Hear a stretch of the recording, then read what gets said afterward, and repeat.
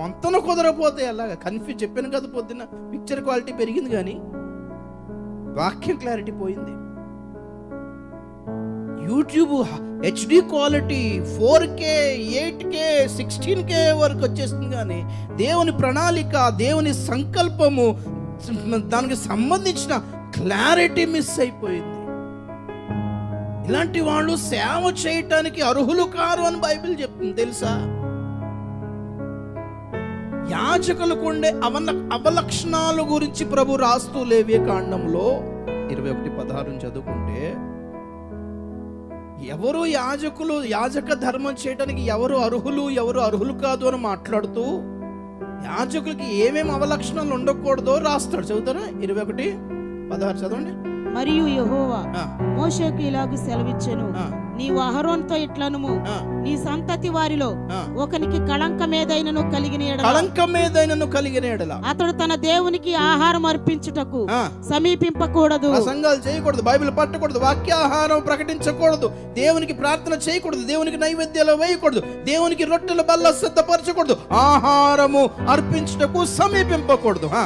ఏలయనగా ఎవని యందు కళంకముండునో వాడు గ్రుడ్డివాడే గాని, నంబర్ 1 గ్రుడ్డివాడు గాని, కుంటివాడే గాని, 2 కుంటివాడు గాని, ముక్కిడివాడే గాని, 3 ముక్కిడివాడు, విపరీతమైన అవయములు గలవాడే గాని, నంబర్ 4 విపరీతమైన అవయవం గలవాడు గాని, కాలైనను చేయైనను విరిగినవాడు గాని, గూనివాడే గాని, గుజ్జువాడే గాని, కంటిలో పువ్వు గలవాడే గాని, గజ్జి గలవాడే గాని, ఇరుగుడు గలవాడే గాని, వృషణములు నలిగిన వాడే గాని సమీపింపకూడదు. చల్లం చూడండి ఒకసారి. ఆ కిందకి వెళ్తే అతను ఆహారం తినొచ్చు గాని ఆహారం పంచకూడదు అనమాట.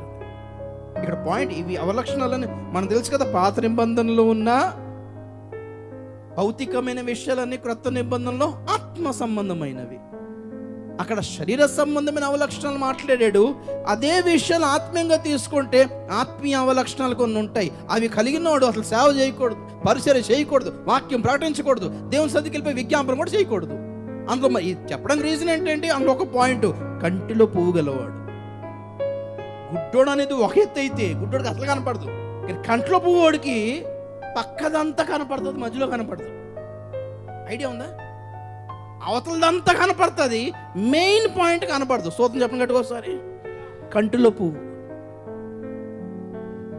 తెలుసు, కొంత వాక్యం క్లారిటీ లేదు, కొంచెం కనపడుతుంది, మొత్తం కనపడటం లేదు.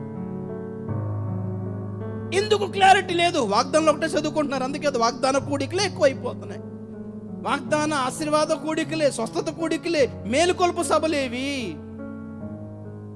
పరిశుద్ధపరుచుకునే సభలేవి, శుద్ధీకరణ సభలేవి, సిద్ధపాటు సభలేవి, గుండెలు బాదుకునే సభలేవి, తీర్మానం తీసుకునే సభలేవి.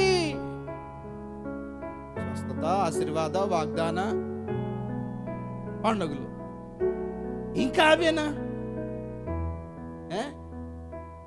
ఇంకా అవేనా అండి? మీ ఫోన్ ఏమో ఆండ్రాయిడ్ గా మారిపోయింది, ల్యాండ్ లైన్ నుంచి ఆండ్రాయిడ్ వరకు వచ్చేసారు. ఇవి మార్చుకున్నారు, లౌకికమైనవన్నీ మార్చుకున్నారు.